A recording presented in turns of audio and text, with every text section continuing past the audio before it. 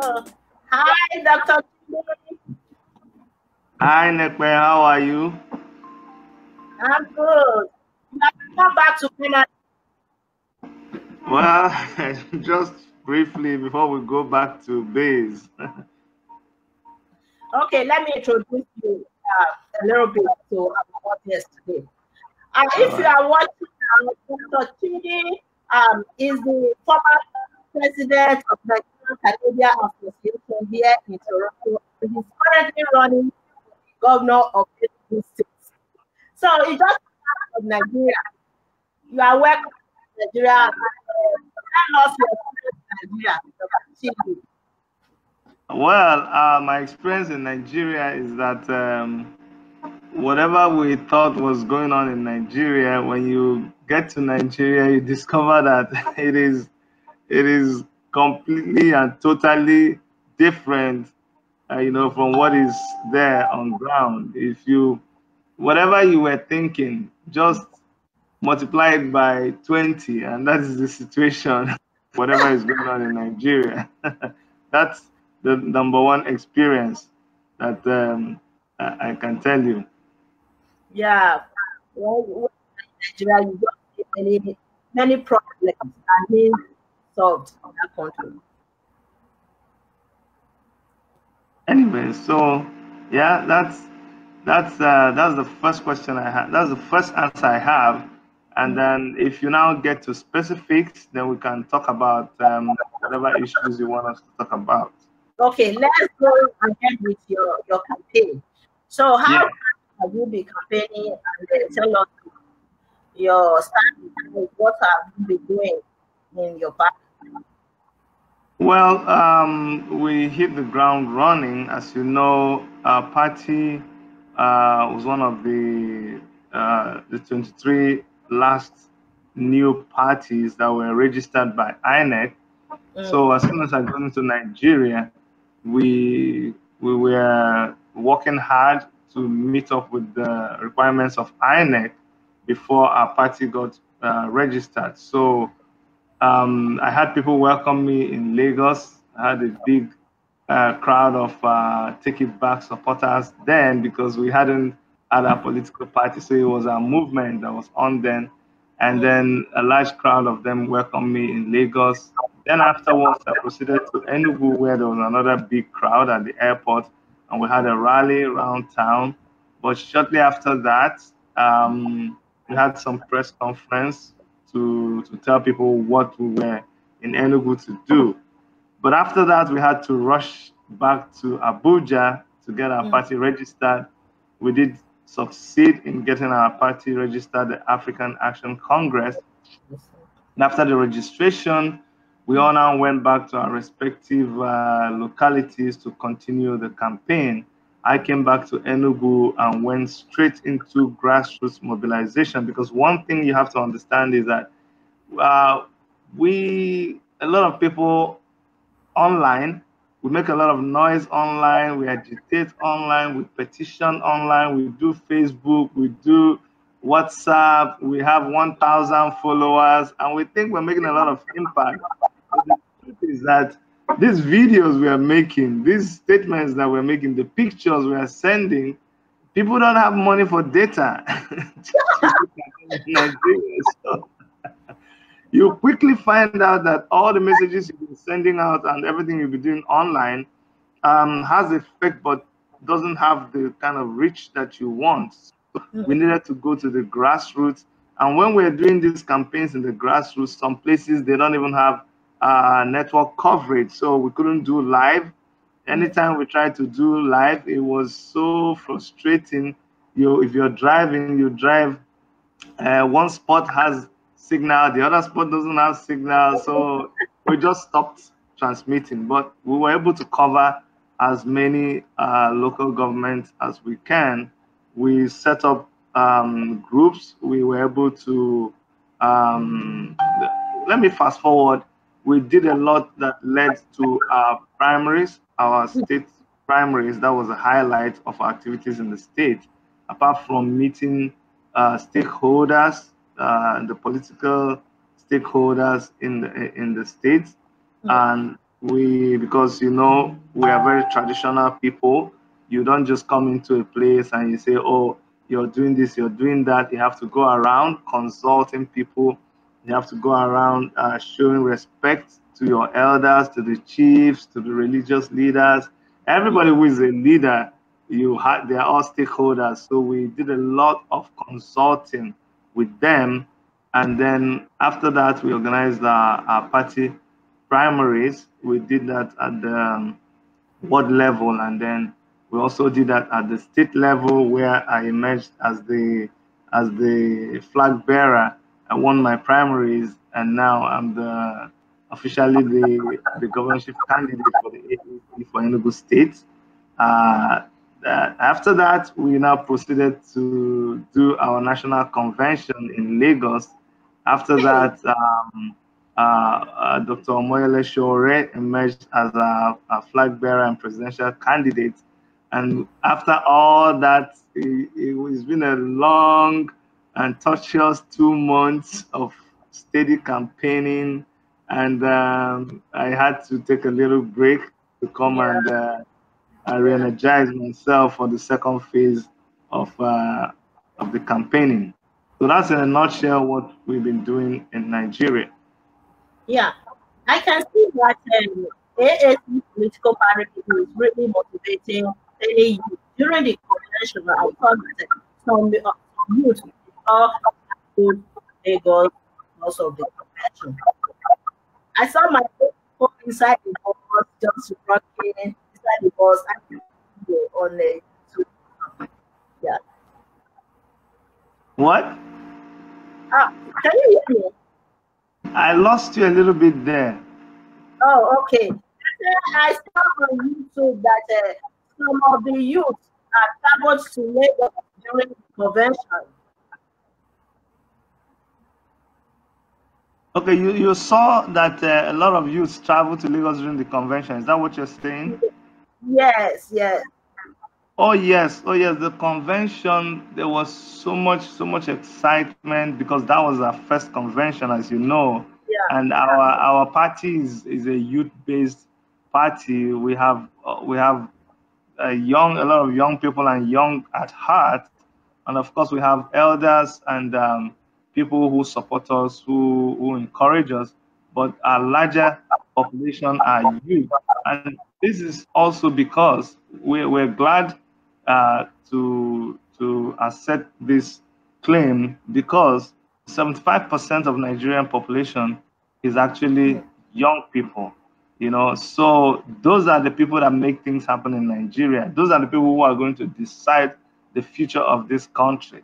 That's what people don't know. So we're glad to identify with the larger population, that the most active population in Nigeria. So our youths were so excited with the convention, and the fact that our convention was just like a party. That's what it was. We just went there to have, it was like a jamboree. You know, people came from Sokoto, Kanu, everywhere. They all traveled, and we came there and we all had fun. You know, there were minor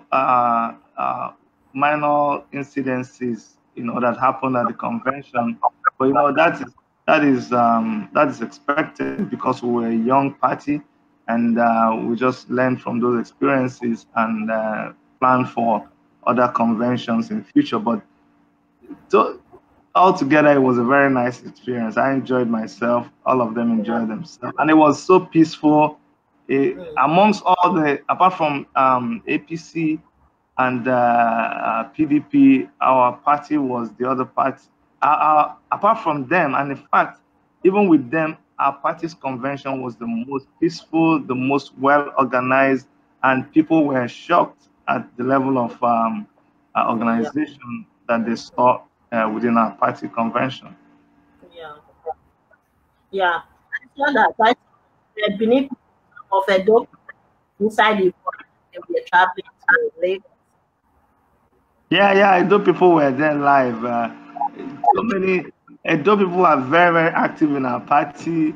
Edo, Delta, a lot of people, they came there in full force. I know people know they carry last. When the people are there, you know they are there. You can't deny them their rights. You can't cut them out. They accept their position. They say, "Wait till they happen. Who they?" It was so interesting to see those people. I saw that, very interesting. Wow. So when is the governorship election coming up? Well, the governorship election will be coming up in March, and after the presidential and the other ones. There's still a couple of months down the road. So have you built enough structure in your state, in Enugu State? Sorry, repeat that. I said you built enough structure in Enugu State. Oh yes. This is what we have been doing. You know, this politics is like building a house. You know, and from an architectural perspective, I can tell you very well about building a house. When you're building a house, you spend a lot of money, you spend a lot of time, you spend a lot of energy in the foundation of the house. And usually is a very sensitive period because your client keeps being so impatient with you. They're giving you all the money and they keep asking you, where's the money going to? You took this 100,000 naira and dollars the other day. Where is my money going to? And you're burying a lot of concrete, you're burying a lot of rods, it is sand everywhere, and nothing is seen. When people are driving past the side, they don't see anything in the surface. Okay, so they keep worrying. They say, what is going on? That is what has been happening. We've been laying the foundation for our campaign. We've been building our structure, like you said. That's what we've been doing. And so in the second phase, leading to the election proper, that's when our structures will now begin to manifest and go into action, and people will begin to see what we have, the amount of work we have done before. I need you to realize that prior to now, competition is usually inter-party because people are competing to win their primaries. So you don't really, it's not really between one party and another party. You have the aspirants within the parties competing with each other. They do this when there are party meetings, when there are party rallies, you know, they canvass for votes within their party. So you don't see a lot outside. And then it is when you now have people succeeding and qualifying in their primaries and they now become candidates. That's when it now becomes inter-party, and that's when you now begin to see more posters. And note also that there are times that INEC has stipulated for campaign to start. So all of these things that people are doing, they're just doing it and trying to avoid INEC, but because INEC can come after you and say you're campaigning when you're not supposed to be campaigning. So we are mindful. Yes, of course. All those posters and billboards that people wear, you're not supposed to be writing things that say vote for me. That's actually against INEC laws.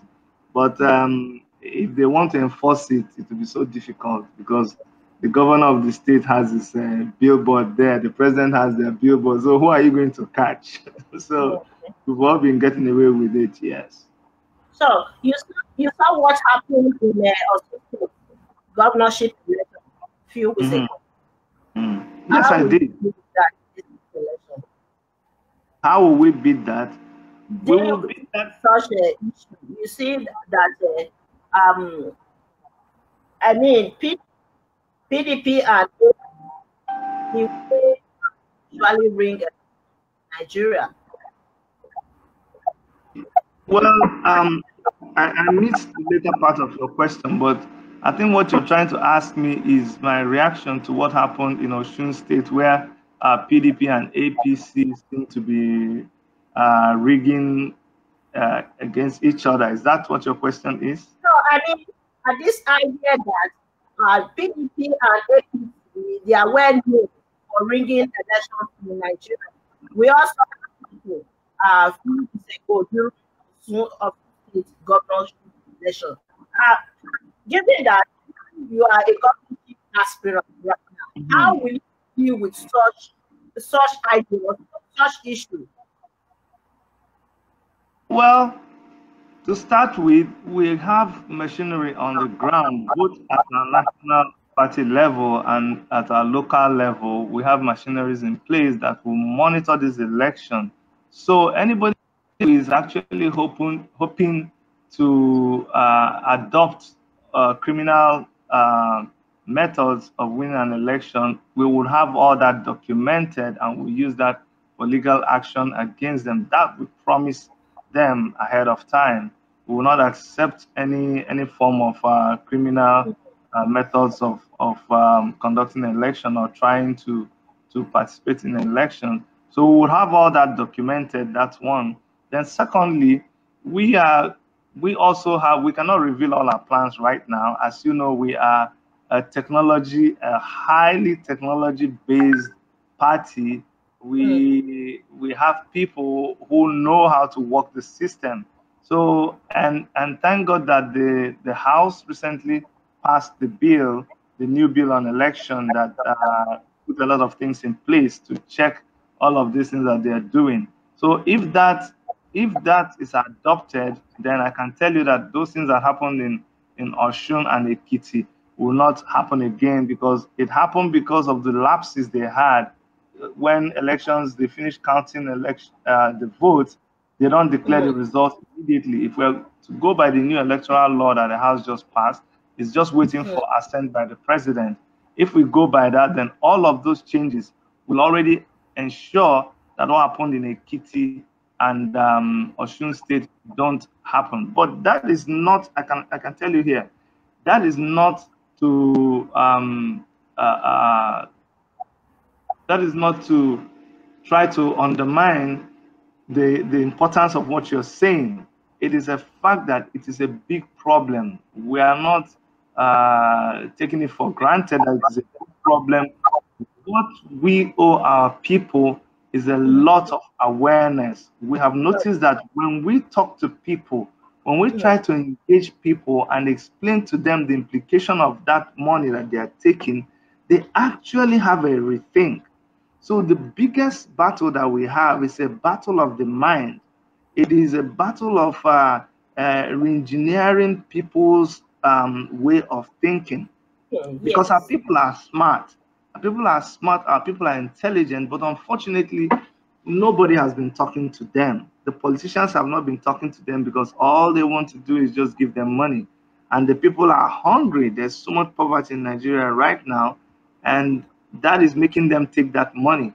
And when they take this money, also because our people are known to be loyal and faithful, when they take money, they don't want to not abide by the contract which they have agreed to. If they agree that they're going to vote for you if they take the money, when they don't take the money, you also know that they are fetish.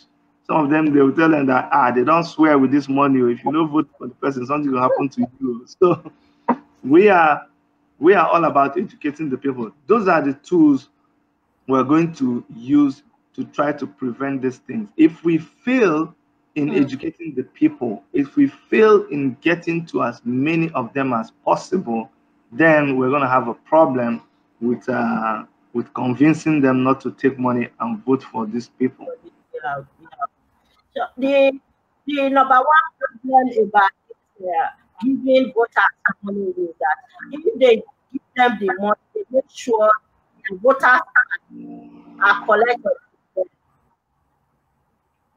Yes, that's what we're saying. It is really a big problem, and everybody recognizes that it is a big problem. But like I said, thank God we don't intend to fight them for money. To start with, we are not shy to say that we don't have that kind of money. Our party is a young party. We do not have political godfathers within our party. We don't have any money bags within our party. We did not steal money prior to now. We did not rule Nigeria and stash money in dollars. So we don't have that money. The money we have is money for logistics, the money for running an election. And we raise money just from ordinary people. We raise money. That's why we do fundraising. That's why we have GoFundMe. We are just as plain as simple as it gets. And so that's why we are fighting them with just telling them the truth. And one thing about the truth, one thing I've come to know in my life experience is that no matter how you hold down the truth, it must surface to the top. So, and nothing will set you free but the truth. So once we can set our people free, they'll be free indeed. It's just mental slavery that they are suffering from right now. They have been so poisoned. Their sense of nationhood has been so polluted. They don't even, their confidence has been watered down by the presence of hunger, and they are desperate. Yeah, and the unfortunate thing is that these people are capitalizing on that situation to become just lazy. All they have to do is just give them money. That's all they have to do. Yeah, like what I usually say about this election, during election period, when many voters get some petty money from the government, what I call benefit, government benefit, because that is the only period that they can get petty money from these two political parties in Nigeria, which is PDP and APC, because they you saw what happened during the state governorship election, where some of the voters were looking for political party that will give them the highest amount of money. But you see, that's what I'm saying, Nekpen. The thing is, it is just a wrong message that they are selling to them out there. For instance, when you hear that Atiku Abubakar shared $5,000, which is not news, when you hear that, you think he shared 5,000 to every member of PDP? No, he shared 5,000 to the delegates. So when you hear, oh, they are sharing 5,000, somebody will say, you know, go collect your own money. See, it's now 5,000, they don't share. So it will just be in the person's brain that they are sharing 5,000. But are they sharing the 5,000 to you? They just share the 5,000 to delegates of PDP who attended that meeting. So the 5,000 is not going to get to you. Actually, there are dangers associated with that. You know that it's also in the news that one of the people who received that 5,000 was shot dead by armed robbers. Of course. Really? Yes, now by the time he came back from the convention to his place, they attacked him. Say, oh yeah, I hear say you collect 5,000. And they shot him. So these are some of the things that people don't consider. So when they say, oh, they are sharing 5,000, they believe in that kind of nonsense. Then they join the political party. They're just looking for where they're sharing money. And when they get to the place, all they get is 1,000 naira, or they get 2,000 naira. So when they're saying they want, do you mean that they are not giving money? No, what I mean is that what they are giving them is not what they are hoping to get. They go to receive money because they heard somebody was giving $5,000. You need to, they hype it and they talk about $5,000. But when they go there, what they get is 1,000 naira. So when they say, of course, when they say, oh, let me go and get my own money, let me go and get my own money from all these politicians, they get 1,000, they get 2,000, even if they get 5,000 naira. 5,000 naira is not $5,000. 5,000, excuse me, 5,000 naira, you can't get by in Nigeria with 5,000 naira for more than maybe a week. And this person did not come to you in the past 4 years. So is it really worth it? Is it that you take 5,000 naira after 4 years and you don't ask questions? And once you take that money, because of the source of that money, you don't have the justification to complain about bad roads. You don't have the justification to complain about hospitals, schools, no light, because guess what? It is the monies that were earmarked for those projects that the politicians kept aside, and now they're coming to share that money with you. So when people realize it, they're like, really? I say, yes. Oh, you thought the man make the money from hard work? Like it's the money that he saved up. How can he save up that kind of money? Where did he get it? So when people know where the money is coming from, then they have a rethink. Okay. Atiku Abubakar was nominated as the party candidate of the PDP. What do you think about that? I did a video where I was talking to Nigerian youth, and in that video I was so passionate and I became emotional. The reason why I became emotional is that it's amazing that after so many years, all of these people who have succeeded in bringing Nigeria to the spot where we are right now, I don't know what kind of, I don't know what can enter into our head to make us be thinking about giving them another chance. I mean, it is unthinkable. It is really unthinkable. I don't have anything against any of this country for desiring a political post. What I don't understand is when the same people who have a right to the same political post will suddenly, by themselves, decide that they are not good enough and go back to the same people who plunged them into the situation where they are right now. Exactly. That are complaining, the same young people that cannot feed 3 times a day, the same young people that are in a country that has been classified as the poorest country in the world, and yet the richest country. How does it doesn't sink?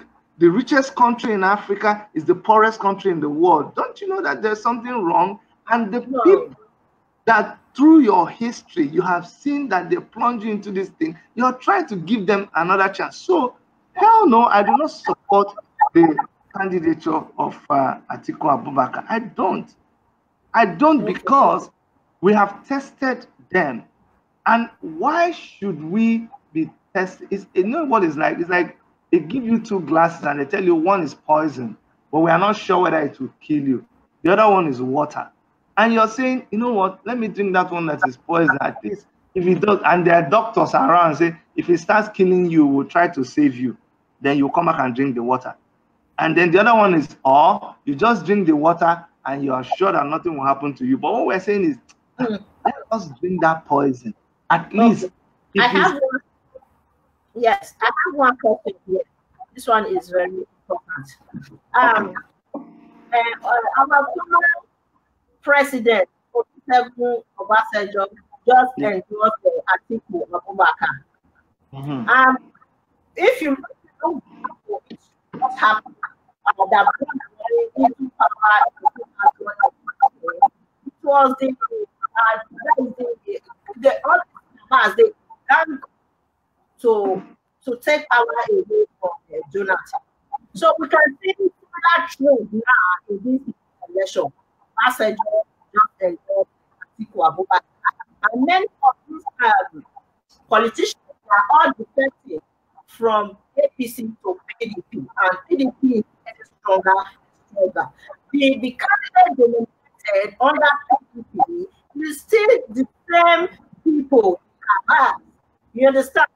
You see, Atiku Abubakar, Peter Obi. So these are the people that we don't want them to rule the country, and they are gathering again, just like what they did that brought borne into power. Now, what do you think we should do about this issue?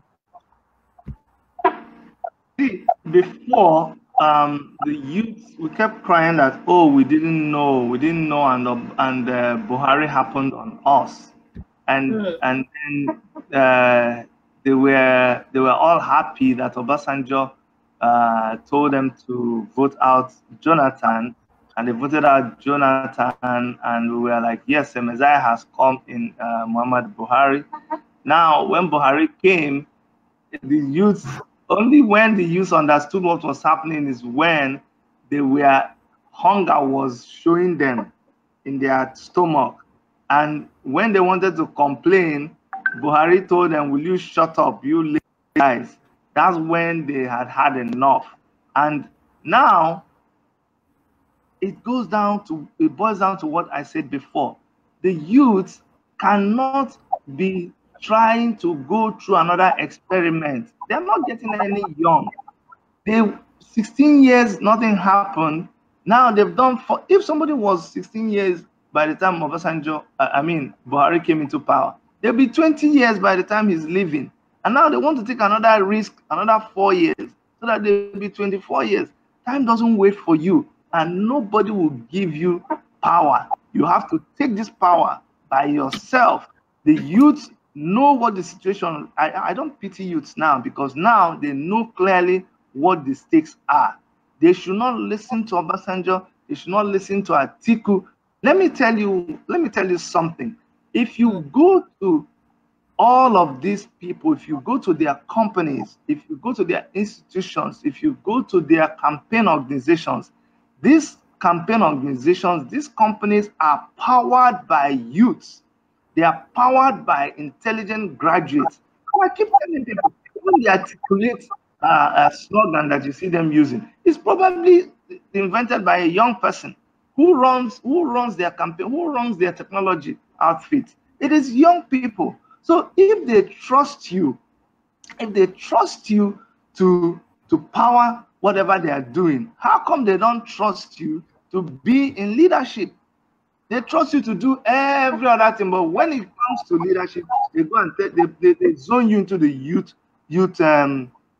wing of their parties. So youth should refuse and take the power by themselves. They should contest by themselves, as long as there is a law, the not too young to run, that allows you to be on an equal platform with these people who should be retired by now. You should take advantage of that opportunity and contest. Obasanjo became the president of Nigeria at 838. So why is he discouraging people? Why is he fielding people that are 70-something years? When they were in leadership, they were 38 years. Doesn't that tell you that something is wrong? Yes. So Obasanjo, he is not ready to endorse any of the youth aspirants. That is what is going on right now. So he decided to endorse Atiku Abubakar. As we all know, Obasanjo is very strong. You know, it is called the godfather of democracy in Nigeria. Anytime you endorse any candidate, we always raise something positive on that candidate. What do you think? What do you think about what is going on in Nigeria? My thing there is this: if someone has exposed you, the Bible's I am a Christian, and the Bible says, "My people suffer for lack of knowledge." But when God has exposed you to knowledge, when you have information, and by yourself you choose the wrong path, nobody can help you anymore. People like Obasanjo make decisions based on their personal ambition. I have my own ambition. You have your own ambition. I cannot let your own ambition come and thwart my own ambition. We all came to, that's what we're teaching young people. Don't let any human being be the one that determines your future and destroys your future. The Constitution has, they don't know their rights. That's the problem. So they must tell people like Obasanjo in clear terms that, okay, sir, you have done your part. Go and rest. It is time for you to retire. Because he does not come and use their hand to put in the ballot paper. He just tells you things. So that's why I keep saying that this war is a war of the mind. It tells you things and you believe it. It is time that you pause and you talk to yourself. Listen to that voice that tells you the truth. Don't let these people confuse you. Honestly.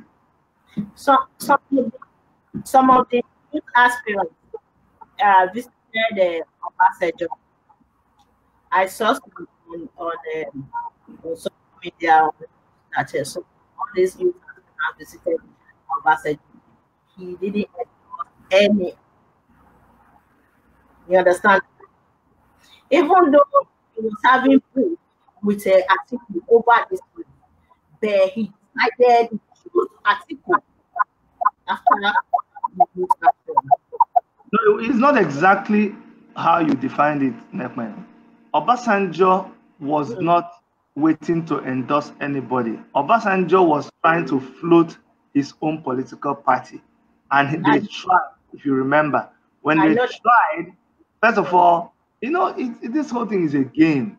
He tried what he tried with Jonathan by saying, you know, when he came and said, Jonathan, you're no longer good, you should retire, you should resign. That was the first thing that shook Jonathan. He tried it on Buhari, but then he understood that Buhari is a military man. They came after him. They opened his the button case of bribery. They came after him with all kinds of things. Obasanjo now withdrew without his political movement. Did you hear them talk again? They kept quiet. That was the end of that, their political move. I've forgotten the name. You know, they came out with a political movement. Exactly. So by then, they were still having, he was still having problems with Atiku Abubakar.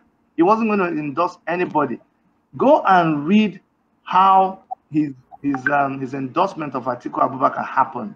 It was Bishop Kuke, the bishop, the Roman Catholic bishop, that was on a mission to mend fences between Obasanjo and Atiku. He was at a conference by the Foursquare Gospel Church, and Obasanjo attended, and he asked him, he said, Oga, this trouble between you and Atiku, because he wrote a memo to describe what happened. So that is what led, it was when Obasanjo told him, I'm not going to mend fences with Atiku. And Obasanjo left, but he said, he told him, as a Christian, it is your duty to forgive. Then later on, Obasanjo called him and said, okay, I've thought about it. Let us meet on the 20th of October. And he was planning for 20th of October. Then later, I now called him back and said, you know what, we can meet the next day. And then he came to Ota just to mend a peace meeting between Obasanjo and Atiku. But what they now did, Obasanjo saw another window there to use this for political gain. And he now told Atiku to come with some other party people. Everything just changed so fast. And now it makes it look like, oh, he endorsed Atiku. It's a politician. And he's just someone that fights for his own political empire and his own political ambition. And people should see it for what it is. He just plays his cards with what he has. And what the young people have is the population. We have the population, we have the technology, we have the brain. We should use it. But if we allow people to keep deceiving us, then sorry, there's no future for us. Then we should stop complaining. Okay. Last, the president of Nigeria Union is that he said something that I always like to incorporate into my interview. He said that in order for any aspirant to win the presidency in Nigeria, they should push for law to eradicate rigging of elections in Nigeria. That for any, can you repeat that? Can you repeat the question? Okay. For any youth aspirants to win the presidency in Nigeria, they should start passing for laws that will eradicate or reduce the idea of elections in Nigeria. Laws that will reduce the rigging of elections? So it's very important. You might manifest in no words. You might also have the best campaign, whatever, best slogan. But if you don't pass for laws that will reduce or eradicate this idea of leading elections in Nigeria, it will be very difficult for the youth aspirant to win the presidency in Nigeria. So that's what we keep saying. The truth is this. Let me tell you the truth. We are relying just on PVC and voting with PVC, then forget about it. They've already won the election. That is Thank you. You said it. Yes. So, but the only thing we can rely on is the power that we have to come together. I told you the youths are 75%. So it's look, when I was in the university, in the students' union, we would do demonstration and every place will stand still. It was students, it was people like Omoele Shore that fought the military with Nadeko. Then the military with their guns and tanks, like what you saw in the Tenement Square in China. That is the power of youth. That's the power of students. If we recognize the power that we have, we will pull ourselves together. We will start a revolution online, anywhere, and then we need to take this power by force. When we mobilize each other and we appear at the polling booths physically, and we prevent them from taking the paper. Look, let me tell you why they were able to do what they did in Osun and Ekiti. Because they could mobilize up to 30,000 policemen to one state. Let me see them mobilize 30 times 36, 30,000 times 36 states. They cannot do it. So all that show of state security power in those states, they cannot do it around the whole federation. So during the election, if the youths can come and stand to these INEC officials, they are human beings like us. They will not rig these elections because they rig them right there. When they are writing the report, when they are sending it to INEC, those are the times that they rig this election. If we resist them, nobody can stop the rig. That is what I said in my video. That is what I said in the videos, that the incumbent president has the power over security agents in Nigeria. So we have the power to mobilize the security. In most cases, the security agents that help you bring elections in Nigeria. So the political party is not the incumbent president. You understand? So how do you guys deal with this idea of security agents to bring elections in Nigeria? That is just in line with what I just told you now. It will depend on the youth. It's all about educating the youth to know what their rights are concerning this election. If the youth can listen to us and know what their rights are, then no amount of security force can change. Because first of all, you need to show up, and then you need to be there when they are doing all this voting and all this counting. They succeeded in using security forces for the different states because it was one state at a time. Now they have, you know how many wards they have all over the federation? They cannot have that same amount of security forces, and they're not going to use the army for election. So if we all show up, our population is more than the security forces. I have seen even in those states, there are places where policemen try to help in carrying the boxes. The citizens there fought the policemen and stopped. They actually arrested the policemen and them over to other police officers. Because usually, sometimes it is not even the policemen in the state, it's the ones that come from outside the state that come and help to rig the elections there.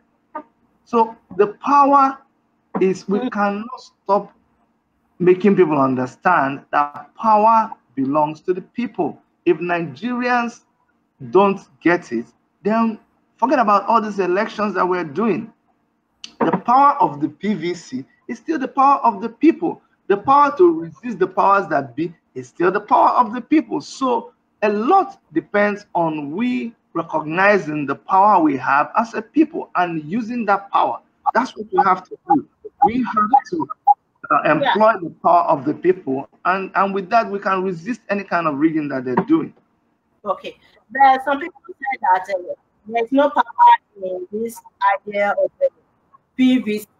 PVC is not going to bring any justice to this election because that is the incumbent president, PDP and the APC, they have power to win elections in Nigeria. PVC or PVC, I don't think the structure of the political structure of the country right now. So this is a big problem. People always say, oh, this one they don't look at the structure, the political structure of Nigeria. How can the youth succeed in this country that is, you know, that is concentrated of the politicians? I couldn't make out your question. I couldn't make out your question, but let me go ahead to tell you that the political parties, APC and PDP, you know, that people always make reference to as the biggest political parties right now, it is not the population of members of APC and PDP that are going to be voting. The card-carrying members, the official card-carrying members of APC and PDP are not up to 20% of the Nigerian population. You need to understand that.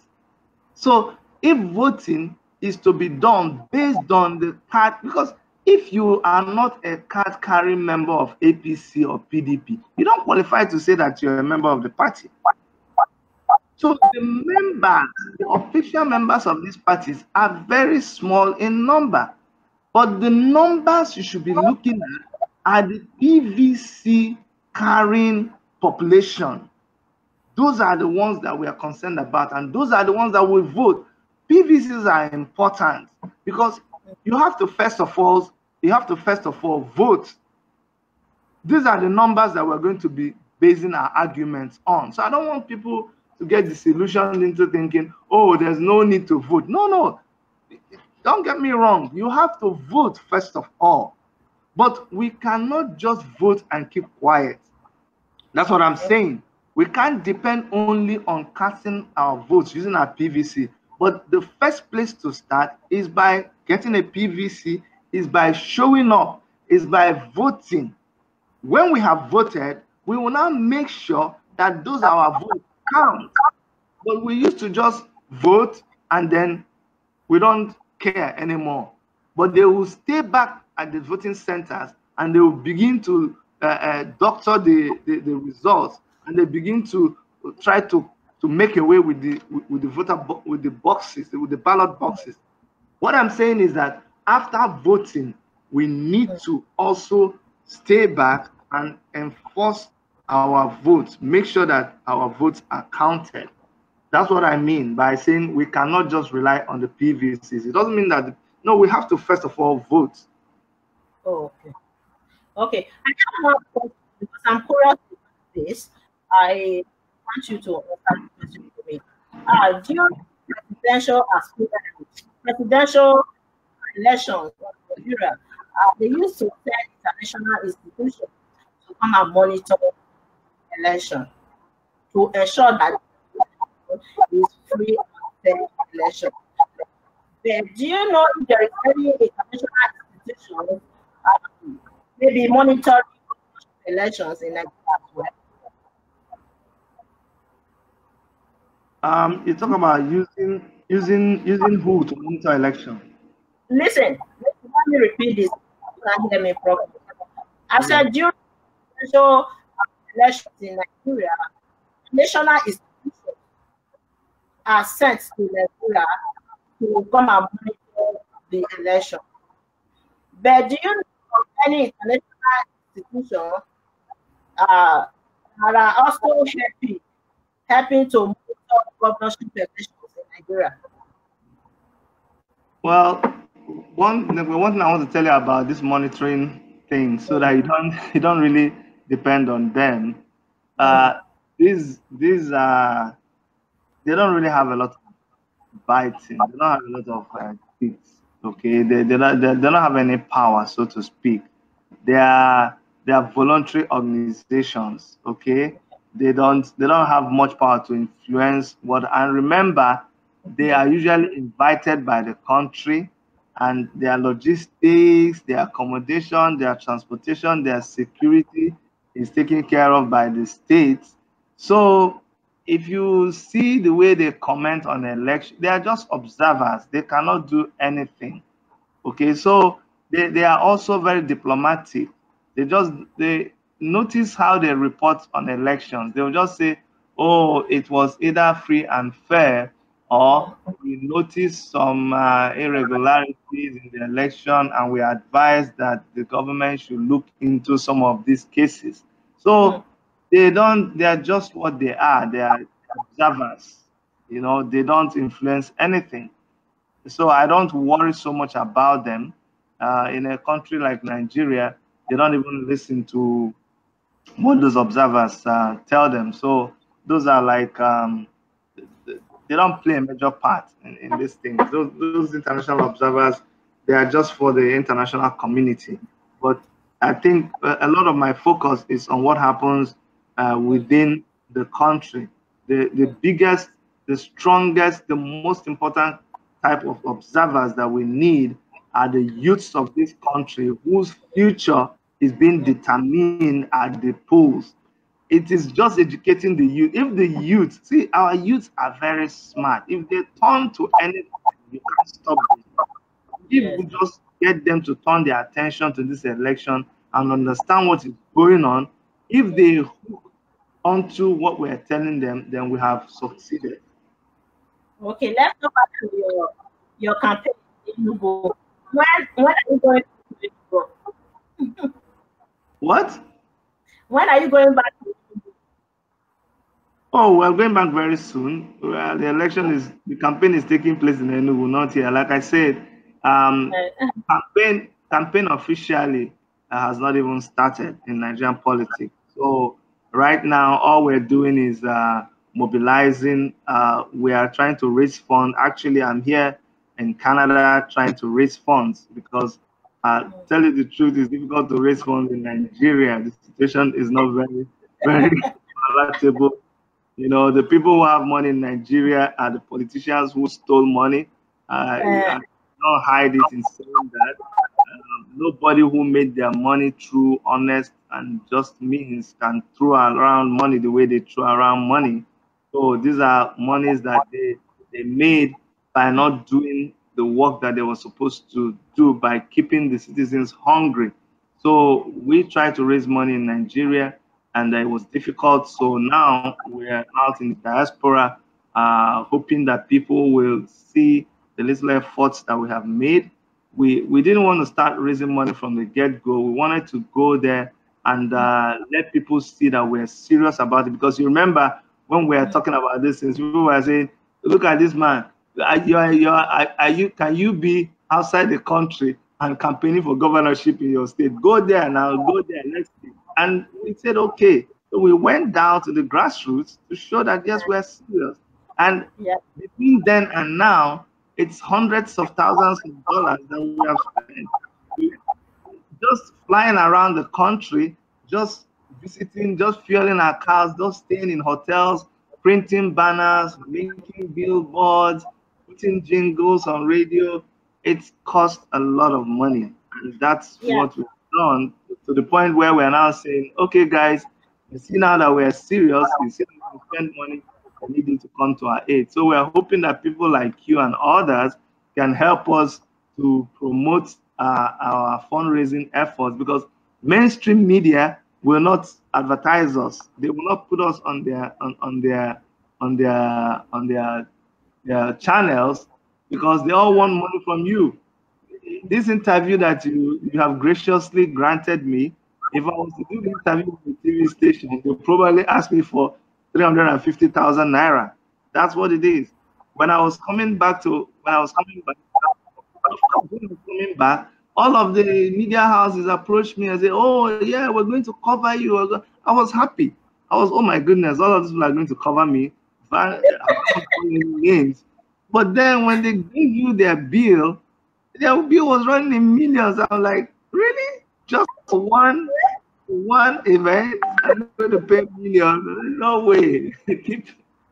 I'm going to keep my money and use it for my logistics in Nigeria. And that's what I did. So we are depending on no free services. Nothing.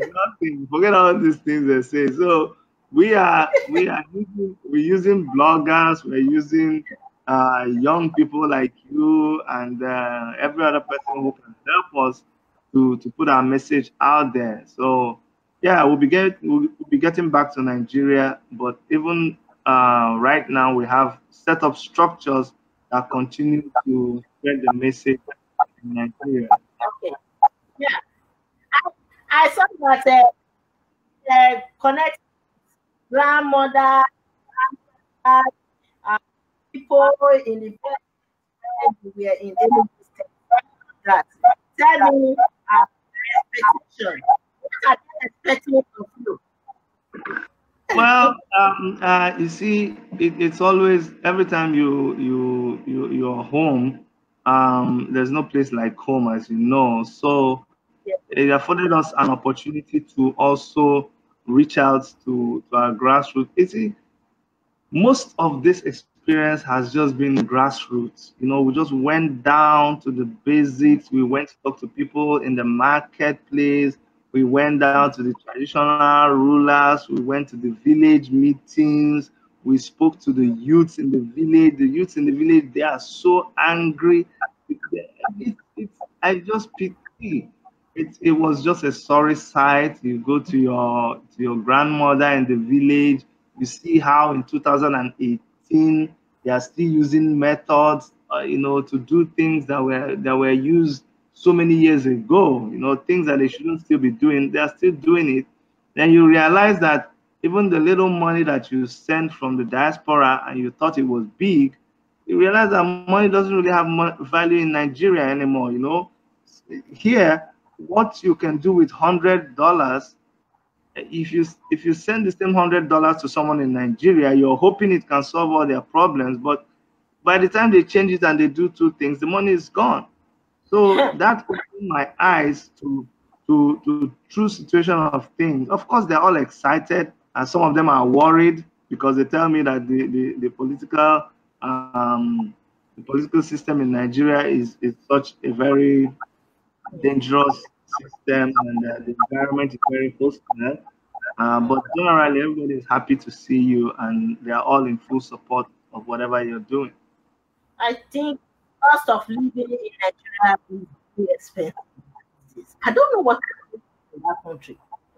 Cost of living. Listen, cost of living in Nigeria is very expensive because the leadership in Nigeria failed woefully. When you look at what we plan to do when we come in, like in Enugu State, we plan to focus aggressively on food production. When we say it all the time, people say, Chidi, what other plans do you have? You keep talking about food. Yes, I keep talking about food because I see that the people are hungry. The people are sick because they are hungry, because they don't have food. People just walk up and down aimlessly because they are looking for. And the government of the day refused to embark on poverty alleviation programs because they don't care about the people getting out of poverty, because they were hoping that during this election period, they can give them handouts, and those handouts will mean something to them. Do you think that if people were well fed, if people were not as poor as they are right now and they had money in their pockets, you think they would jump at any politician who brings 1,000 or 2,000 to them? They'll tell them, go to hell. So the politicians knew this. They withheld the money they should have used to build up these institutions and empower people. They held back that money, and now they are bringing it out during the election. And so that's why you see us focusing on multiplying agriculture, enhancing the state through a mega vision, and improving healthcare through our greater Enugu Health Insurance Scheme, bringing world-class infrastructure into the state, developing the educational tourism in Enugu State, and so many other youth massive employment for youth by attracting companies. Those are the kind of programs that we're coming into Enugu State with. And it is the absence of these programs that has increased the level of poverty and has made the people who are supposed to be masters now begging for crumbs at the feet of the servants, because the leadership of the state is the chief servant of the people. But the people don't realize the people are the masters. Now the chief servant, the master of the people, and the people who are the masters are begging for bread at the table of the chief servant. Something is definitely wrong. I know, Dr. I think we have to schedule your manifesto for another day, because now I have to go to school. Next time we'll schedule my interview where we will talk about your manifesto for the Enugu and No problem. the governor of the state. Hopefully, we will see you next year as the governor of the Enugu State. I can't wait. Amen. If Amen. you governor of the Enugu State, I will just move to Enugu State. I will spend half of my vacation in Enugu, half in Benin City. Oh my God! You know the interesting thing. Remember that Enugu State has been the capital of so many regions in the past.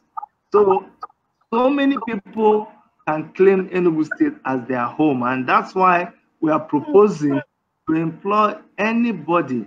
As long as you have lived in Enugu State for a certain number of years, you have a right to participate in the government of Enugu State when I become the governor. So as long as you have an attachment to Enugu, you can come and you can do business freely in Enugu. Sure. We are all praying for you. You should be blessed. Thank you very much. Yeah, thank you. Thank you, Nekpen. Bye-bye.